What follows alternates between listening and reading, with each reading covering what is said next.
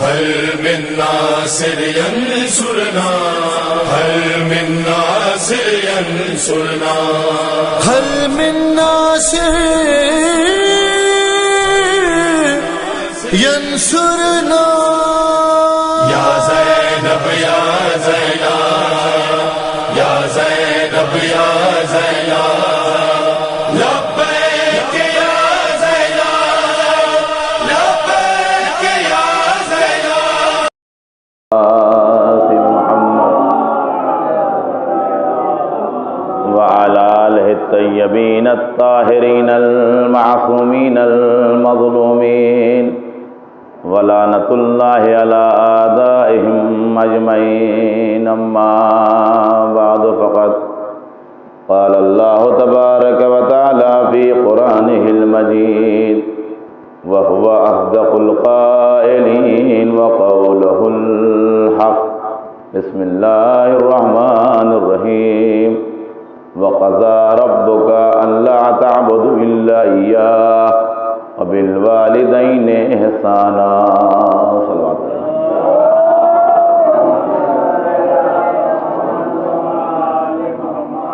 حضرات اکرام قدر معزز سامعین کرام، ایام عزا آج چوتھی محرم ہے اور مسلسل ہم فاطمہ کو ان کے لال کا پرسہ دے رہے ہیں اور مجالس میں شرکت کر رہے ہیں۔ جب ہم اپنا وقت نکال کر ان مجلسوں میں آ رہے ہیں تو ضروری یہ ہے کہ ان مجلسوں سے وہ چیز لے کر جائیں جو امام حسین ہمیں دینا چاہتے ہیں، ورنہ ان مجلسوں کا، ان عزا کا کیا مقصد ہے؟ مقصد یہی ہے کہ انسان دنیا میں ایسے رہے، ایسے زندگی بسر کرے کہ جب یہاں سے گزر کر آخرت میں قدم رکھے تو وہاں جا کر مایوسی ہاتھ نہ لگے، بلکہ سرکار کا ہاتھ، دامن ہاتھ میں رہے اور قرآن بھی ہمارے ہاتھ میں رہے۔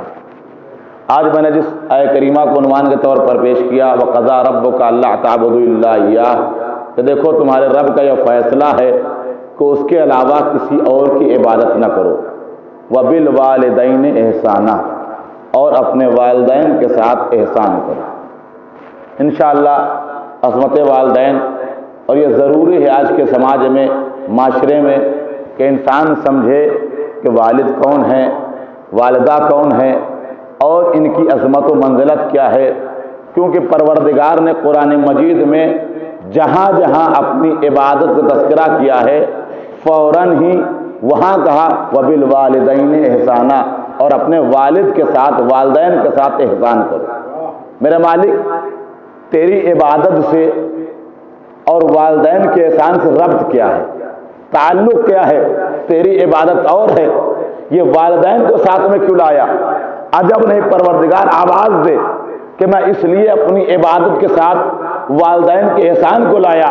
قرآن مجید میں کم از کم 5 بار یا 6 بار یہ آیت دہرائی گئی ہے، یا اس آیت کے ذریعے سے اشارہ کیا گیا کہ جب میری عبادت کرو تو والدین کے ساتھ احسان کرو۔ پروردگار کیا تیری عبادت اور ہے، والدین کا احسان الگ ہے، ان دونوں کو تو نے ملا کیوں دیا؟ آواز قدرت آئے گی۔ میں بتانا چاہتا ہوں، میں دنیا کو بتانا چاہتا ہوں، اگر خالق حقیقی میں ہوں تو خالق مزاجی یہ ہیں۔ میں خالق تو ہوں لیکن تمہارا ذریعہ خلقت تمہارے والدین ہیں۔ اگر اس خالق کی عبادت کرنا چاہتے ہو تو پہلے ان خالقوں کی عبادت کرو، پہلے ان خالقوں کی عبادت کرو، ان خالقوں کے ساتھ احسان کرو۔ جب ان کے ساتھ احسان کرو گے تب دھیرے دھیرے میری عبادت طرف قدم بڑھتے چلے جائیں۔ اور اسی لیے پروردگار عالم نے قرآن مجید میں بارہا کہا وَقَضَىٰ رَبُّكَ أَلَّا تَعْبُدُوا إِلَّا إِيَّاهُ وَبِالْوَالِدَيْنِ إِحْسَانًا، تمہارے رب کا فیصلہ یہ ہے کہ میرے علاوہ کسی اور کی عبادت نہ کرنا اور اپنے والدین کے ساتھ احسان کرو۔ دوسری جگہ اللہ تشرک بہ شیئا وبالوالدین احسانا، دیکھو مجھے میرے میں کسی کو شریک نہ قرار دو اور والدین کی عبادت اور والدین کے ساتھ احسان کرو۔ یہ بار بار لفظ احسان صلوات پڑھے محمد والے محمد۔ میرے مالک یہ بار بار اپنی عبادت کے ساتھ تو والدین کے ساتھ احسان کا تذکرہ کیوں کر رہا ہے؟ آواز قدرت آئی، میں خالق حقیقی ہوں، یہ خالق مجازی ہوں، تمہیں دنیا میں لانے کا ذریعہ یہ ہے۔ اگر اور دوسری بات، والدین ہیں کون؟ کہ والدین وہ ہوتے ہیں جو خدا کی ذات کا مظہر ہوتے ہیں، جو خدا کی ذات کا مظہر۔ کون ہو؟ کہ والدین خدا کی ذات کا مظہر۔ آپ کہیں گے کیسے؟ میں کہتا ہوں آپ خدا کو رازق مانتے ہیں، مانتے ہیں، خدا کو رحیم مانتے ہیں، مانتے ہیں، خدا کو کریم مانتے ہیں، مانتے ہیں، خدا کو رحمان مانتے ہیں، مانتے ہیں، خدا کو غفور مانتے ہیں، مانتے ہیں، خدا کو رازق مانتے ہیں، مانتے ہیں، لیکن یہ بتائیے خدا نے کب اپنے ہاتھ سے آپ کو کھانا کھلایا؟ رازق مانتے ہیں، لیکن یہ بتائیے کہ خدا نے کھانا کب کھلایا؟ خدا نے آ کر رحم کب کیا؟ آواز آئے گی۔ اللہ نے اسی لیے والدین کا سایہ رکھا ہے تاکہ صفات میری ہو، ظاہر والدین کے ذریعے ہو، صفات میری ہو ظاہر والدین کے ذریعے سے۔ کیا مطلب؟ کہ خالق میں ہوں لیکن ذریعہ خلقت یہ ہے، خالق میں ہوں ذریعہ خلقت یہ ہے، رازق میں ہوں ذریعہ رزاقیت والدین ہے۔ اگر والدین نہ ہو تو بچے بھوکے رہ جائیں۔ کہ رازق میں ہوں لیکن ذریعہ رزاقیت یہ ہے، رحمان میں ہوں، رحیم میں ہوں، لیکن رحم دیکھنا کسے کہتے ہیں؟ تو والدین کے رحم کو دیکھو، ماں کے رحم کو دیکھو۔ راضی میں ہوں لیکن یہ دیکھو ماں کی رضایت کسے کہتے ہیں؟ ماں کا عظمت یہ ہے، ماں کی رضایت یہ ہوتی ہے کہ پورے گھر والے پریوار والے ساتھ چھوڑ دیں، ماں ساتھ نہیں چھوڑتی ہے۔ کیا عظمت ہے کہ سب غصہ ہو جائیں گے، ماں غصہ نہیں ہوتی ہے، لیکن کوئی ایسا مرحلہ آ جائے تو سب کے غصہ ہونے کے بعد ماں غصہ ہوگی، لیکن دوسری فضیلت جب ملنے بھی آ جائے تو جب سب سے بعد میں غصہ ہوئی تھی سب سے پہلے وہی راضی ہوتی، سب سے پہلے وہی راضی۔ یہ عظمت مادر ہے، یہ عظمت مادر۔ لیکن عزیزو آج ماحول بدلتا جا رہا ہے، آج میڈیا کا زمانہ، پروفیشنل زمانہ آ گیا۔ آج ہو کیا گیا، ایک سروے میں آپ کو بتاؤں، ابھی تھوڑے دن پہلے اخبار میں آرٹیکل چھپا تھا کہ دنیا میں سروے کیا گیا کہ کس قوم کے بزرگ جو ہیں زیادہ بے سہارا ہیں، تو اس میں جواب یہ ملا کہ پوری دنیا بھر کے اولڈ ہاؤس جو بنے ہوئے ہیں، جو بوڑھوں کے لیے رہنے کے لیے بنائے جاتے ہیں، ان سب میں جا کر دیکھا گیا تو ہر قوم کے بوڑھے ملے لیکن شیعوں کا کوئی بوڑھا نہ ملا، شیعوں کا کوئی بوڑھا نہ ملا۔ کیوں نہ ملا؟ کہ اس لیے کہ ان کے بچوں نے خیال رکھا۔ یہ بچے لوگوں نے والدین کی عظمت سیکھی کہاں سے؟ کہاں کہیں اور نہیں گئے، ان مجلسوں میں آ گئے، والدین کی عظمت سمجھ میں آ گئی۔ صلوات پڑھیں محمد والے محمد پر۔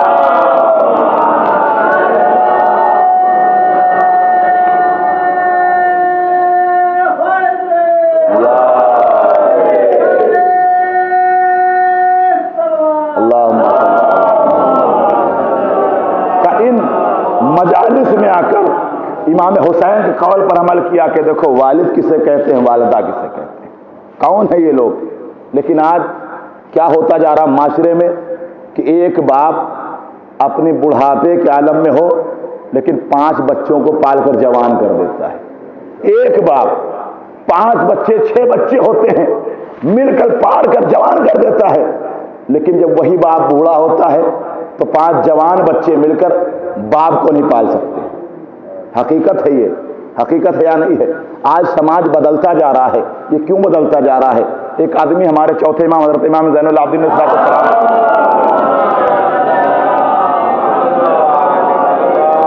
امام کے پاس آ کر کہتا مولا یہ بتائیے کیا میں اپنے والد کا حق ادا کر سکتا ہوں؟ حق ادا کر سکتا ہوں؟ مولا نے کہا زندگی بھر حق ادا نہیں کر سکتے، زندگی بھر اپنے والد کا حق ادا نہیں کر سکتے۔ میں نہیں کہہ رہا ہوں، روایتیں آپ پڑھیے گا، زندگی بھر اپنے والد کا حق ادا نہیں کر سکتے۔ پھر معصومین فرماتے ہیں اگر انسان چاہے کہ زندگی بھر اپنے والدین کا حق ادا کرے تو جو ولادت کے وقت درد سے ماں کے ذہن سے جو چیخ نکلتی ہے اس چیخ کا بھی احسان ادا نہیں کر سکتا۔ ولادت کے وقت جو ماں کے درد سے چیخ نکلتی ہے اس چیخ کا بھی احسان انسان نہیں ادا کر سکتا، اسے کہتے ہیں ماں۔ کیوں؟ اس لیے کہ خود موت کی وادی میں جا کر اپنے بچے کو زندگی دیتی ہے، خود موت کی وادی میں جا کر بچے کو حیات دیتی ہے۔ اس وجہ سے زندگی بھر اس ایک چیخ کا انسان احسان، میں نہیں کہہ رہا ہوں، روایتیں کہتی ہیں، ایک چیخ کا انسان احسان نہیں ادا کر سکتا۔ بہرحال مولا کے پاس آیا، مولا میں اپنے والدین کا حق ادا کر سکتا ہوں؟ امام نے کہا بالکل نہیں ادا کر سکتا۔ اگر زندگی بھر چاہو تو اپنے والدین کا حق ادا نہیں کر سکتے۔ کہتا مولا کیسے نہیں ادا کر سکتا ہوں؟ جب میں چھوٹا تھا میرے ماں باپ غریب تھے، مجھے رہنے کے لیے اچھا مکان دیا نہیں، کھانا اچھا دیا نہیں، غربت تھی، کھانا اچھا نہیں ملا، اچھے لباس دیے نہیں۔ آج مجھے اللہ نے دیا ہے، میں بزنس مین ہو گیا، اللہ نے مجھے دیا ہے۔ کل مجھے رہنے کے لیے اچھا مکان نہیں ملا، آج میں اپنے ماں باپ کو اچھا مکان دے رہا ہوں۔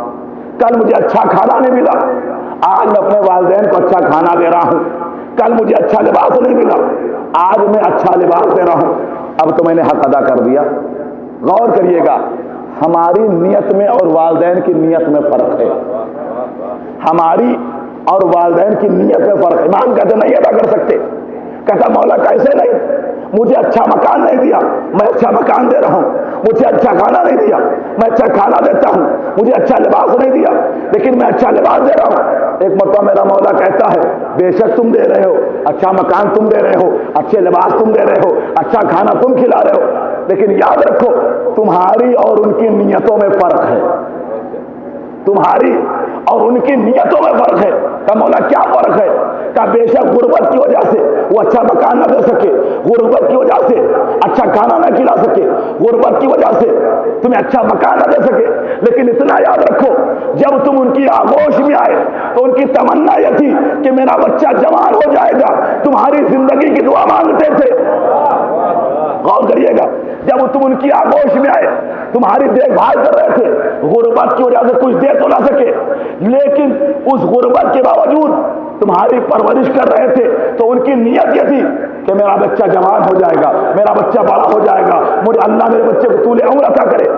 آج تم ان کی دیکھ بھال کر رہے ہو، لیکن تمہاری نیت، غور کریے گا، ہم لوگ احساس کرے یا نہ کرے لیکن ہر انسان کے ذہن میں سوال آتا ہے، چلو ماں باپ کی خدمت کر لو، 10 سال اور زندہ رہیں گے، 5 سال اور زندہ رہیں گے، 6 سال اور زندہ رہیں گے، تو فرق ہوا کہ نہیں؟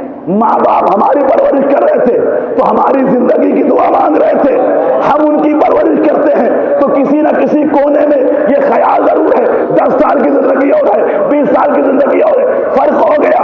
وہ ہماری پرورش کرتے تھے تو ہماری زندگی کی دعا مانگتے تھے، ہم ان کی پرورش کرتے ہیں تو ان کی موت کا خیال دل میں ہوتا ہے۔ ایک صلوات پڑھیں محمد والے محمد کا۔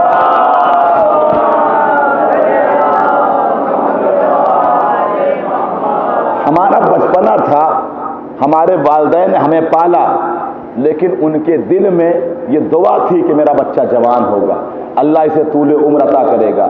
آج ہم اپنے والدین کو اگر دیکھ بھال کر رہے ہیں، ان کی ضروریات پوری کر رہے ہیں، تو دل کے کسی نہ کسی کونے میں یہ خیال ضرور ہے 2-4 سال اور زندہ رہیں گے، 10 سال اور زندہ رہیں گے، 15 سال اور زندہ رہیں گے، خدمت کر لی جائے۔ تو فرق ہے، جب وہ ہماری پرورش کر رہے تھے تو ہماری زندگی کی دعا کر رہے تھے۔ آج ہم ان کی اگر دیکھ بھال کرتے ہیں، کہیں نہ کہیں دل کے کونے میں ہے کہ مرنا ہے، ان کو مر جائیں گے، تھوڑی خدمت اور کر لیا جائے، تو اسے کہتے ہیں۔ اور کیا ہے والدین کی عظمت؟ والدین اس ذات کا نام ہے جس کی عبادت اللہ نے اپنی عبادت کے بعد والدین کے ساتھ احسان کہا۔ کیا مطلب احسان کا؟ احسان کا کیا مطلب؟ سوال کر میرے والد کیا کروں تو احسان ادا کروں؟ آواز قدرت آئی، جتنی پرورش تمہارے والدین نے تمہارے ساتھ کیا ہے، غور کریے گا، جتنی خدمت والدین نے تمہارے ساتھ کیا، اگر تم اتنی خدمت کرو گے تو عدل کہلائے گا۔ جتنی بچپن میں والدین نے تمہارے ساتھ کیا اتنی خدمت کرو تو عدل کہلائے گا، اگر اس سے کم خدمت کی تو ظلم کہلائے گا۔ غور کریے گا، جتنی خدمت والدین نے بچپن میں ہماری کی، اگر بڑے ہو کر اتنی خدمت ہم کریں تو یہ عدل ہے۔ कम करे तो जुल्म। अल्लाह ने वालिदैन के साथ अदल का मुतालबा नहीं किया है, एहसान का मुतालबा किया है। वबिल वालिदैन एहसाना, क्या मतलब? का मतलब ये है जितनी परवरिश वो कर रहे थे, देखभाल वो कर रहे थे, उसके बराबर करोगे तो एहसान की मंजिल में नहीं आओगे, अदल की मंजिल में आओगे। अदल की मंजिल में परवरदिगार एहसान कैसे करें? का एहसान ऐसे करो जितनी परवरिश, जितनी देखभाल बचपन में तुम्हारी वालिदैन ने की है, बुढ़ापे में उससे ज्यादा तुम करो, तब ये एहसान होगा, तब ये एहसान होगा। आज हम अपने गरीबान में झांक कर देखें, क्या हम अपने वालिदैन की वैसी खिदमत करते हैं जो बचपन में हमारे साथ मेरे वालिदैन ने की? अगर वैसे कर रहे हैं तो इमाम हुसैन के साथ साथ हम रहेंगे, अइम्मा के साथ रहेंगे। अगर हमने वालिदैन की इताअत नहीं की, देखिए एक इंसान जब शुरू होता है, एक बच्चा जब चलने लगता है तो पहले दिन से नहीं दौड़ता है। कभी देखा इंसान पैदा होते ही दौड़ने लगे, पहले वो कोशिश करता है, ज़मीन पर रगड़ता है, फिर घुटनों के बल चलता है, फिर खड़े होकर चलता है तो गिरता है, इधर गिरा उधर गिरा, फिर थोड़ा और संभलता है, फिर और थोड़ा संभलता है, तो कई मंजिल के बाद वो चलना शुरू करता है। तो अल्लाह ने अपनी इबादत के साथ ये वालिदैन का एहसान क्यों लगाया? अल्लाह बताना चाहता है तुम डायरेक्ट मेरे घर पे नहीं आ सकते हो, अगर मेरे घर में आना है तो छोटी छोटी एतातें करना शुरू कर दो, धीरे धीरे मेरे घर पे आ जाओगे, धीरे धीरे मेरे पास आने के काबिल हो जाओगे। एक सलवात पढ़े मोहम्मद वाले मोहम्मद।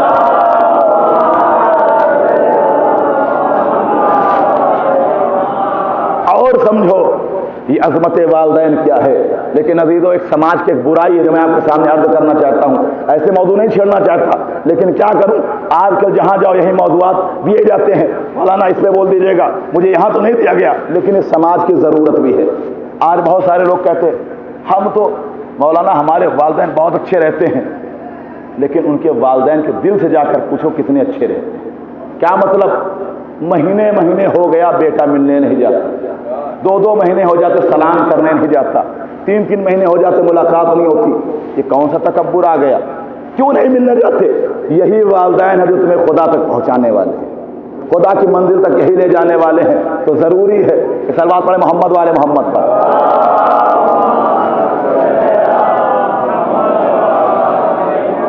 एक शख्स हमारे चौथे इमाम हज़रत इमाम ज़ैनुल आबिदीन अलैहिस्सलाम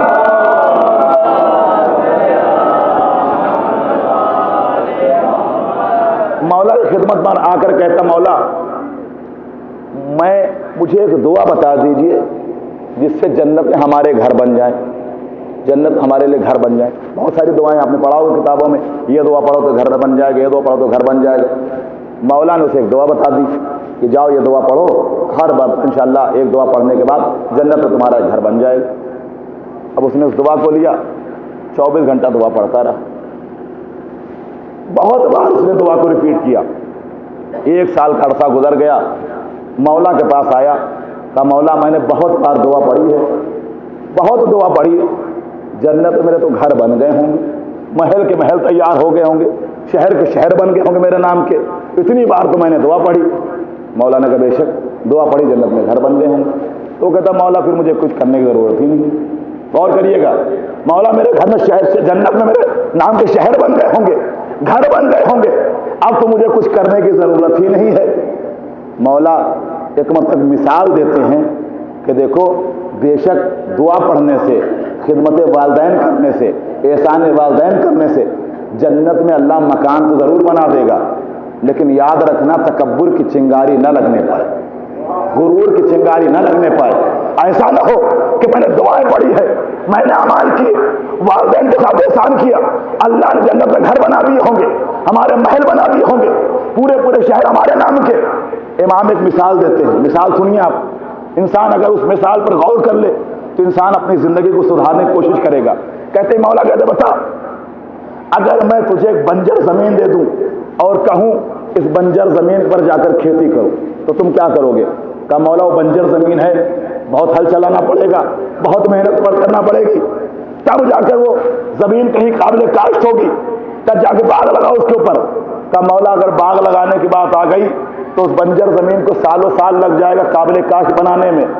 जब उसके बाद छोटे छोटे दरख्त लगाऊंगा, सालों लग जाएंगे बाग तैयार करने में, उसमें खाद भी डालता रहूंगा, पानी भी डालता रहूंगा, तमाम तरह की मेहनत करता रहूंगा। تب جا کے باغ تیار ہوگا۔ مولا یہ فرماتے یہ بتاؤ ایک بنجر زمین کو باغ میں تبدیل کرنے میں کتنا وقت لگے گا؟ کہ مولا بہت زمانہ لگے گا، بہت محنت لگے گی۔ بنجر زمین تھی، بہت ہل چلایا، بہت سینچا، بہت پانی دیا، اس کے بعد درخت لگائے، درخت میں پانی ڈالتا رہا، کھاد دیتا رہا، جو چیز ضرورت تھی وہ دیتا رہا۔ بہت دنوں کے بعد وہ درخت اتنے بڑے ہو گئے کہ ان درختوں میں پتے آ گئے۔ اب مولا فرماتے ہیں یہ بتاؤ ایک زمانہ ایسا بھی آتا ہے نا جسے پتجھڑ کا زمانہ کہتے ہیں، ساری پتیاں جھڑ جاتی ہیں، پھر شاخ رہتی ہیں، کہاں مولا آتا ہے؟ کہ یہ بتاؤ اگر جب پتجھڑ کا زمانہ آ جائے، اگر میں ایک ماچس کی تیلی کھینچ کر اس باغ میں ڈال دوں تو کیا عالم ہوگا؟ غور کریے گا، اس باغ کا کیا عالم ہوگا؟ کہ مولا ایک لمحہ لگے گا، سارا باغ جل کر راکھ ہو جائے گا۔ امام فرماتے یہ بتاؤ اس باغ کو باغ بنانے میں کتنے دن لگے؟ کہ مولا سالوں سال لگ گئے، بہت وقت لگ گیا۔ کہ برباد ہونے میں کتنا وقت لگے گا؟ برباد ہونے میں کتنا وقت لگے گا؟ کہ مولا ایک لمحہ لگے گا۔ فوراً امام فرماتے بے شک دعا پڑھنے سے، والدین کے ساتھ احسان کرنے سے جنت میں گھر تو بن جائیں گے، لیکن کہیں ایسا نہ ہو کہ ان محل میں تکبر کے ایک چنگاری جائے تمام محل کو جلا کر راکھ کر دے۔ صلوات پڑھیں محمد والے محمد پر۔ کہیں ایسا نہ ہو کہ تمہارے تکبر اور غرور کی ایک چنگاری چلی جائے اور جاننے کے بعد اس محل کو جو تم نے بنانے میں بہت سال لگا دیے تھے، بہت دعا پڑھ کے بنایا تھا، ایک لمحے میں سارے محل کو جلا کر راکھ کر دے۔ تو عزیزو والدین اسے کہتے ہیں کہ پروردگار نے والدین کی عظمت یہ رکھی ہے۔ غور کریے گا، اگر والدین میں دو ہیں، ایک ہے والد ایک ہے والدہ، لیکن سلام ہو ذات مادر کے اوپر، عظمت مادر کیا ہے سنیے۔ آپ کا کوئی کام اگر نہ ہو رہا ہو تو ماں کے وسیلے سے دعا مانگو۔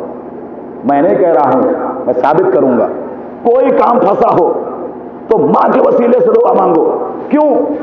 کربلا کے میدان میں امام حسین موجود تھے۔ اب ایک سوال ہے، کیا امام دعا کریں امام کی دعا رد ہوتی ہے؟ معصوم دعا کریں معصوم کی دعا رد ہوتی ہے؟ ہر انسان کہے گا اگر معصوم دعا کر دیں تو معصوم کی دعا رد نہیں ہوتی، امام دعا کر دے تو امام کی دعا رد نہیں ہوتی۔ تو کیا وجہ تھی؟ کربلا میں جب علی اکبر میدان میں گئے تو حسین نے کیوں کہا لیلا تم جا کر دعا کرو؟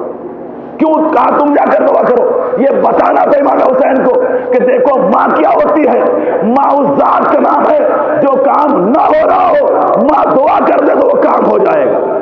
پہلے سمجھو تو ماں کی عظمت کیا ہے۔ اگر امام حسین دعا کر دیتے تو پھر نار نہ ہو جاتا، لیکن کیا کہا علی اکبر، اے ام لیلا تم جا کر دعا کرو، میں نے اپنے جد رسول اللہ سے سنا ہے ماں کی دعا بیٹے کے حق میں بہت جلدی قبول ہوتی ہے، ماں کی دعا بیٹے کے حق میں بہت جلدی قبول ہوتی ہے۔ تو عزیزو اسے کہتے ہیں ماں۔ اور ماں کی دوسری صفت، اللہ کی صفت، آپ ہر شب جمعہ کو حدیثی کی تو دعائے کمیل پڑھتے ہیں، دعائے کمیل میں خدا کی ایک صفت بیان ہوئی، یا سری الرضا، اے سب سے پہلے راضی ہو جانے والے، یا سری الرضا، اے سب سے پہلے، سب سے دیر میں خفا ہونے والے، سب سے پہلے راضی ہو جانے والے۔ یہی صفت ماں کی ہے جو سب سے بعد میں خفا ہوتی ہے، سب سے پہلے راضی ہوتی ہے۔ لیکن اس ماں کے اندر اللہ نے کہتے نا محبت جتنی ماں سے انسان کرتا ہے اور ماں اپنے بیٹے سے کرتی ہے، دنیا میں کوئی اتنی محبت نہیں کر سکتا۔ اور یہ محبت کیا ہے؟ اللہ ہم سے کتنی محبت کرتا ہے اس کا اندازہ لگانا تو ماں کی محبت سے لگائیے۔ اللہ ہم سے کتنی محبت کرتا ہے؟ کہا اللہ نے محبت کا ایک قطرہ ماں کے پاس رکھا ہے۔ غور کریے گا، اللہ جتنے اپنے بندوں سے محبت کرتا ہے اس محبت کا ایک قطرہ ماں کے دامن میں گرایا تھا۔ غور کریے گا، اس محبت کا ایک قطرہ ماں کے دامن میں گرایا ہے تو اس کا اثر کیا ہے؟ بچی گھر میں پیدا ہوتی ہے تو غور کریے گا، یہ حساسی جملات آپ کو کتابوں میں نہ ملیں گا۔ محبت کا اللہ جو ہم سے محبت کرتا اس کا ایک قطرہ اللہ نے ماں کی آگوش میں ڈالا ہے، اس کا اثر کیا ہے؟ ماں اسے کہتے ہیں جو اپنے سینے سے لگائے۔ ماں اپنے سینے سے انسان کو دور نہیں کرتی ہے، اپنے سینے سے لگاتی ہے۔ اس کا ایک قطرہ ڈالا تو آپ نے اثرات دیکھے ہوں گے، बच्ची पैदा हुई, इतनी हुई, स्कूल जाने का वक्त हो गया, स्कूल जाने का वक्त हो गया। दोनों भाई बहन हैं, एक ही वालिदैन से हैं, एक ही माँ बाप से हैं, दोनों साथ साथ स्कूल जाते हैं, किताबें साथ लेकर जाते हैं, बस्ते साथ लेकर जाते हैं, लेकिन दोनों के जाने में फर्क है। बेटी भी जा रही है, बहन भी जा रही है, भाई भी जा रहा है, एक ही माँ बाप से हैं, एक ही वालिदैन से हैं, लेकिन जब स्कूल जाने लगे तब देखिए माँ की मोहब्बत किसे कहते हैं। जब जाने लगे स्कूल तो दोनों के जाने में फर्क, क्या फर्क? कहा जब बेटा स्कूल से निकलेगा तो बस्ता पीठ के ऊपर होता, गौर करिएगा, जब बेटा स्कूल से निकलेगा तो बस्ता पीठ के ऊपर होता है, जब बेटी स्कूल से निकलती है तो बस्ते को अपने कलेजे से लगाकर चलती है। ये क्यों चलती है? अल्लाह ने बता दिया, सिर्फ माँ बनने के बाद मोहब्बत नहीं आती है, बेटी घर में पैदा हुई मोहब्बत लेके आ जाती है। सलवात पढ़े मोहम्मद वाले मोहम्मद।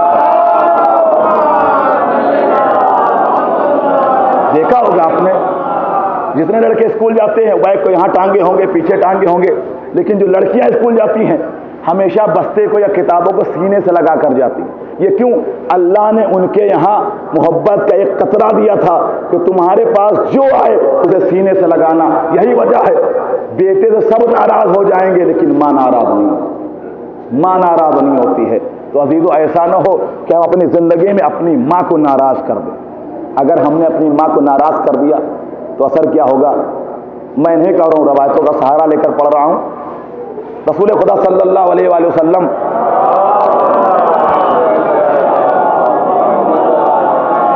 जमाना है, एक जवान है जो हालत इhtizar में है, यानी रूह निकलने वाली है। तारीख कहती वो तड़प रहा है, एड़ियाँ रगड़ रहा है, लेकिन उसकी रूह नहीं निकल रही, उसकी रूह नहीं निकल रही। लोग हैरान और परेशान हो गए, पूरा दिन गुजर गया, तड़प रहा है, एड़ियाँ रगड़ रहा, रूह नहीं निकल रही। पैगंबर के पास आए, या रसूल अल्लाह, आप चलिए जवान के हक में दुआ कर दीजिए, बहुत मुसीबत में इसकी रूह निकल जाए। पैगंबर इस्लाम आए, जैसे उस जवान के पास आए, जवान के चेहरे को देखा, उसकी कैफियत को देखा, फौरन कहा इसकी माँ को बुलाओ, इसकी माँ को बुलाओ। उसकी माँ को लाया गया। रसूल ने उस मरने वाले की कैफियत, जो अभी मरा नहीं, रूह निकलने का आलम है, उसकी अजियत को देखा, उसकी कैफियत को देखा, फौरन माँ से सवाल किया, ये बता तो अपने बेटे से राजी है कि नहीं, तू अपने बेटे से राजी है कि नहीं? माँ कहती मैं अपने बेटे से राजी नहीं, मैं अपने, सुनिएगा, मैं अपने बेटे से राजी नहीं। तो रसूल ने जुमला कहा, अगर तू अपने बेटे से राजी ना होगी तो कयामत तक ऐसे तड़पता रहेगा, रूह ना निकलेगी। गौर करिएगा, ऐसे तड़पता रहेगा, रूह ना निकलेगी। क्या करूं? कहा तो अपने बेटे को माफ कर दे ताकि इसको अजाब से नजात मिल जाए, ताकि इसको रूह के निकलने की अजियत से नजात मिल जाए। उधर माँ ने कहा मैं तुझे माफ करती हूं, इतना कहना था, तारीख कहती इसकी रूह निकल गई, रूह निकल गई, रूह निकल गई। मैं एक जुमला कहना चाहता हूं, दुनिया का हर इंसान मौत से डरता है, मौत से खौफ आता है, रूह निकलने की कैफियत से डरता है। मैं कहना चाहता हूं, अगर तुम ये चाहते हो कि तुम्हारी रूह आसानी से निकल जाए, माँ को राजी करते जाओगे, मौत में आसानी होती जाएगी। सलवात पढ़े मोहम्मद वाले मोहम्मद। वालिदैन अगर राजी हो गए तो इंसान की कैफियत रूह आसान हो जाती है, इंसान आसानी से इस दुनिया से जाता है। लेकिन अजीजों, शर्त यह है कि पहले वालिदैन को राजी करो, उनके साथ एहसान करो, और एहसान ऐसे करो, ये जताओ नहीं कि हमने अच्छा खाना खिला दिया, हमने अच्छा पोशाक पहना दिया, हमने अच्छा मकान दे दिया। ये तसव्वुर करो कि हमारे वालिदैन अगर ये ना होते तो हम आज वजूद में ना आते, अगर ये ना होते, ये हमारी सबब खिलकत ही है, ज़रिया खिलकत हमारा ये है। और अजीज़ो, अज़मत वालिदैन वो है, हम नहीं कहते हैं। अइम्मा की सीरत में देख लीजिए, इमामों की सीरत में देख लीजिए। एक चीज़ नकल करके आगे बढ़ जाना चाहता हूँ, कुछ हुकूक हैं जो वालिदैन के बेटे पर हैं और कुछ बेटे के बाप पर हैं। नहजुल बलागा, सलवात पढ़े मोहम्मद वाले मोहम्मद। नहजुल बलागा सब पढ़ते हैं। नहजुल बलागा में मौला ने हुकूक बयान किए हैं कि बेटे का हक बाप पर क्या है और बाप का हक बेटे पर क्या है। सारे हुकूक नहीं बयान करना क्योंकि वक्त हो रहा है और आगे मजलिस भी होना है। तब बेटे का हक बाप पर क्या है اور باپ کا حق بیٹے پر کیا ہے کہ باپ اپنے بیٹے کے ساتھ کیا کرے؟ کیا حق ہے؟ کہ یحسنا اسمہ، باپ اپنے بیٹے کا اچھا سے اچھا نام رکھے، باپ اپنے بیٹے کا اچھا سے اچھا نام رکھے۔ یہاں پر رک کے ایک جملہ کہنا چاہتا ہوں، کیا اچھا سا نام رکھے؟ کیا فائدہ ہوگا؟ اچھا سے اچھا نام۔ لیکن آج سماج میں کچھ نام ایسے ہیں، میں دعوے کے ساتھ کہتا ہوں کچھ نام ایسے ہیں، دنیا کی کسی بھی زبان میں چلے جاؤ، ان کی زبان کی ڈکشنری لے لو، اس لفظ کے معنی ڈھونڈو، تلاش کرو، اس لفظ کے معنی نہ ملیں گے۔ ایسے ایسے نام ہیں، ایسے ایسے نام۔ امام کیا فرماتے ہیں؟ باپ کا فریضہ یہ ہے کہ اپنے بچے کا اچھا سے اچھا نام رکھے، اور آج سماج میں ایسے ایسے نام ہیں جن کا کوئی مطلب ہی نہیں نکلتا۔ مولا یہ بتائیے اچھا نام رکھنے سے کیا فائدہ ہوگا؟ کیا فائدہ ہوگا؟ سنیے کیا فائدہ اچھا نام رکھنے سے؟ فرماتے ہیں ہم اہل بیت کے نام کے اوپر اپنے بچوں کا نام رکھو۔ کیا فائدہ ہوگا؟ کہ قیامت کے دن بروز محشر جب ہر انسان نفسا نفسا کا عالم ہوگا، ہر انسان اپنا اپنا ماحول دیکھ رہا ہوگا، اس عالم میں پروردگار ہر انسان کو اس کے باپ کے نام سے بلائے گا۔ غور کریے گا، یہ فخر ہے ہمارا۔ ہمارے یہاں روایتیں ہیں کہ ہر انسان کو اس کے باپ سے بلائے گا، بعض جگہ روایتیں انسان کو اس کے ماں سے بلائے گا۔ کیا فرق آپ سمجھ جائے گا؟ صلوات پڑھے محمد والے محمد۔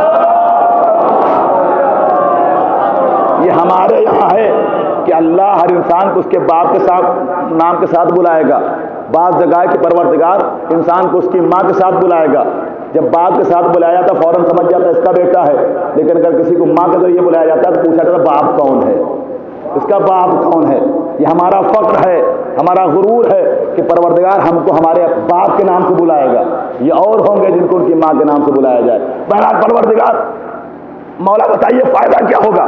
کا فائدہ یہ ہوگا قیامت کے دن ہر انسان کو اس کے نام کے ذریعے بلایا جائے گا۔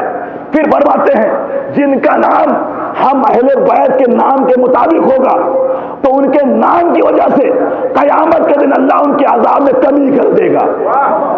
قیامت کے دن اللہ ان کے ناموں کی وجہ سے ان کے عذاب میں کمی کر دے گا۔ دوسری صفت کیا بیان کی؟ بس یہ دو میں تمام کروں۔ دوسری کیا؟ وَأَن يُعَلِّمَهُ الْكِتَابَ، باپ کا فریضہ یہ ہے کہ اپنے بیٹے کو قرآن کی تعلیم دے۔ باپ کا فریضہ وَأَن يُعَلِّمَهُ الْكِتَابَ، باپ کا دوسرا فریضہ یہ ہے کہ اپنے بیٹے کو قرآن کی تعلیم دے۔ مولا کیوں تعلیم دے؟ کہ اس لیے تعلیم دے کہ ہر انسان کو اپنے بیٹے سے جتنی امید ہوتی ہے پریوار والوں سے نہیں ہوتی۔ ہر انسان کو اپنی اولاد سے امید ہوتی ہے۔ مولا کیا امید؟ کا امید یہ ہوتی ہے کہ میرے مرنے کے بعد میرا بیٹا مجھے سورہ فاتحہ دے گا۔ تو سورہ فاتحہ وہی تو دے گا جس کے باپ نے زندگی میں قرآن کی تلاوت سکھائی ہو۔ وَأَيُّعَلِّمَهُ الْكِتَابَ، باپ کا دوسرا فریضہ یہ ہے کہ اپنے بیٹے کو قرآن کی تعلیم دے۔ جب قرآن کی تعلیم دے کے جائے گا تو والدین کے مرنے کے بعد اس کا بیٹا اسے سورہ توحید یا سورہ قل اللہ کے ذریعے سے یا سورہ حمد کے ذریعے سے فاتحہ بخشتا رہے گا۔ تو یہ ہے عزیزو مجلس کے یہی فائدے ہیں کہ مجلس میں آنے کے بعد باپ کا فرض کیا ہے بیٹے کے اوپر اور بیٹے کا فرض کیا ہے باپ کے اوپر۔ انشاءاللہ اگلی مجلس میں بیٹے کے کیا فرائض بیان کروں گا۔ تو یہ عظمت مجلس ہے کہ ان مجالس میں آؤ، یہاں درس ملتے ہیں، یہ درس گاہیں ہیں، یہاں وہ باتیں بتائی جاتی ہیں جو ہمارے ائمہ نے بتائی ہے۔ ہاں عزیزو یہ ایام عزا، آج چوتھی محرم ہے، آج کی تاریخ بڑی قیامت کی تاریخ ہے۔ ہم لوگ پڑھ لیتے ہیں، آپ سن لیتے ہیں، لیکن اگر احساس کر کے کربلا پہنچ جائیں گے تو آپ بہت روئیں گے۔ کیوں؟ اس لیے کہ آج کی تاریخ وہ تھی جب کربلا کے میدان میں لشکر آنے شروع ہو گئے، لشکر آنے شروع ہو گئے۔ لیکن عزیزو حسین کے ساتھ کون ہے؟ حسین کے ساتھ 6 مہینے کے لیے اصغر ہیں، 72 یا 73 افراد ہیں، کچھ اور زیادہ افراد ہیں، 100 افراد کی تعداد حسین کے پاس۔ لیکن تاریخ بتاتی کہ لشکر آنے شروع ہوئے تو کوئی 1000 کی تعداد میں نہ آیا، کوئی 4000 کی تعداد میں، کوئی 10,000 کی تعداد میں۔ بھائی تمہیں جنگ تو کرنا ہے 100 آدمی سے، یہ ہزاروں کا لشکر کیوں لے کر آ رہے ہو؟ آواز آئے گی اس لیے آ رہے ہیں ہمارا مقصد ہے حسین کو قتل کرنا۔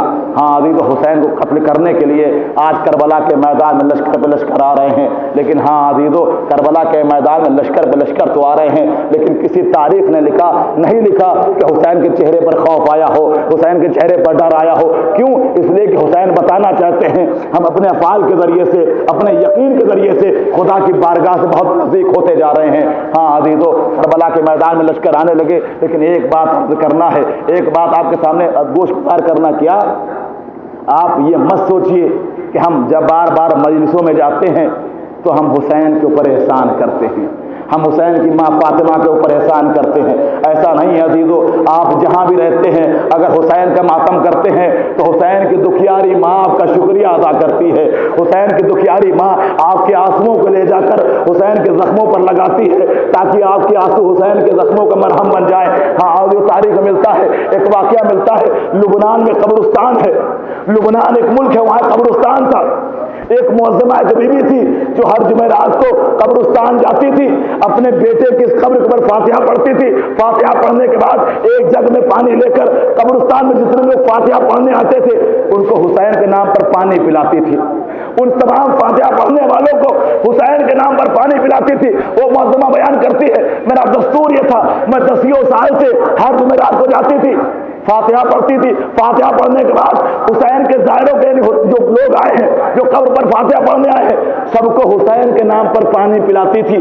ایک دن جب یہ بیوی پہنچی تو کیا دیکھتی ہے، اس کے بیٹے کی قبر کے اوپر ایک معظمہ پہلے سے موجود ہے، اس کے بیٹے کی قبر کے اوپر ایک معظمہ پہلے سے موجود ہے۔ یہ بیوی پہنچی اور پہنچ کر کہتی ہے، معظمہ شاید آپ سے کوئی غلطی ہو گئی ہے، یہ میرے بیٹے کی قبر ہے، میں فاتحہ پڑھ لوں، تمہارے بیٹے کی قبر کہیں اور ہوگی، جا کر تلاش کر کے فاتحہ پڑھ لو۔ ایک مرتبہ وہ بیوی جو پہلے سے بیٹھی تھی ایک جملہ کہتی ہے، مجھ سے کوئی غلطی نہیں ہوئی، یہ میرے بیٹے کی قبر ہے، یہ میرے بیٹے کی قبر ہے۔ وہ بیٹے کی ماں کہتی ہے، میں 10 سال سے آتی ہوں، میں جگہ پہچانتی ہوں، یہی میرے بیٹے کی قبر ہے۔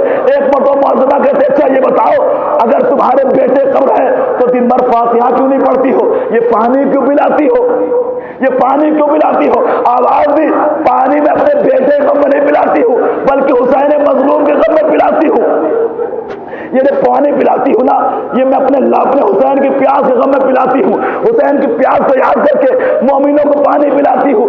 ایک مرتبہ بیوی کہتی ہے، اگر تم میرے بیٹے کے نام پر پانی پلاتی ہو تو میرا فریضہ یہ ہے تمہارے بیٹے کی قبر سونی نہ رہے۔ میں فاتحہ پڑھنے آ گئی، میں کہوں گا بی بی فاطمہ، یہ آپ کے بیٹے کے عزادار، ان کے والدین کا انتقال ہو گیا ہوگا، یہ لوگ یہاں بیٹھے ہیں، بی بی یہ لوگ یہاں آ گئے، میدان محشر میں ہمارے والدین ہوں گے، ان کی شفاعت آپ کرا دیجئے گا۔